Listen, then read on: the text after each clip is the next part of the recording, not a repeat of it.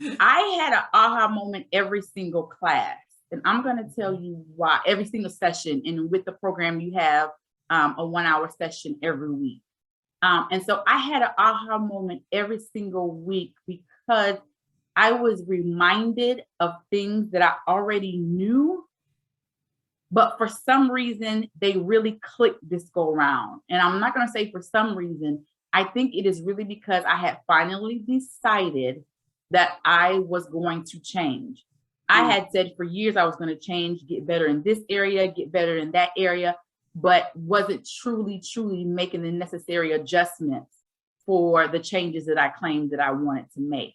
And so, for example, my past is not my future. So Kendra can attest to one of my biggest struggles in life, especially within the last 10 years. And, if I get a chance, I can go into more of that testimony. But in the last 10 years, I could not let go of my past. I couldn't let go of past decisions. I couldn't let go of past relationships. My daddy passed away. I could not let it go.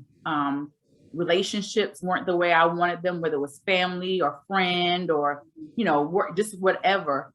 I just could not let go. So Kendra and God, they were feeding me all of this good stuff.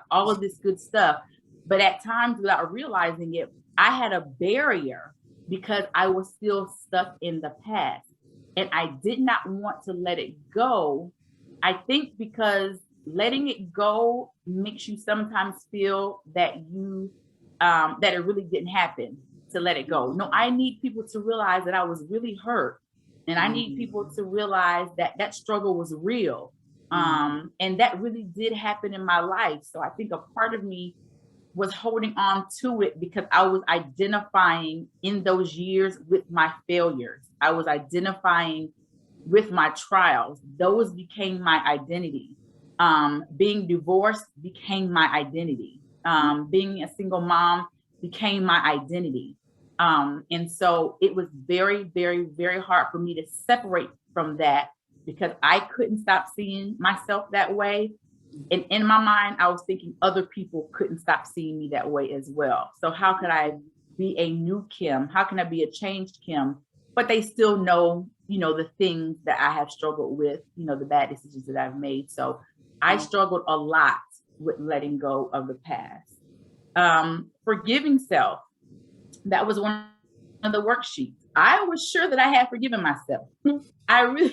You tell yourself, I forgive myself. I understand that I made a mistake, but I was holding my own sins against me.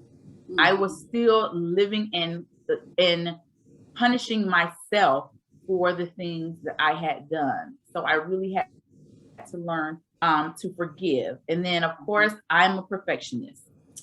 That was one of the worksheets. That was one of the worksheets. And I don't mean to be a perfectionist. I truly don't mean to be, but I was answering yes to most of all those questions around being a perfectionist. And so what that means is I was putting extra pressure on myself for things to be right. I was not giving myself any grace. I was not giving myself, you are 42 years old. By this age, you should be doing this.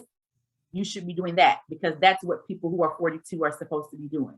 As a mom, I had a standard for being a mom, and you're not supposed to compare yourself to others. But I say, when I was this old, my parents had me in private school. I was taking piano lessons. I was doing all of this stuff. So I had a pattern in my mind. And it took on a mindset of perfectionist that I thought that things had to be a certain way in order for me to be successful. So I really struggled with, Kim, it's okay that you aren't at the place that you would like to be. And I really, really had to work on that mentality of being a perfectionist. Yeah.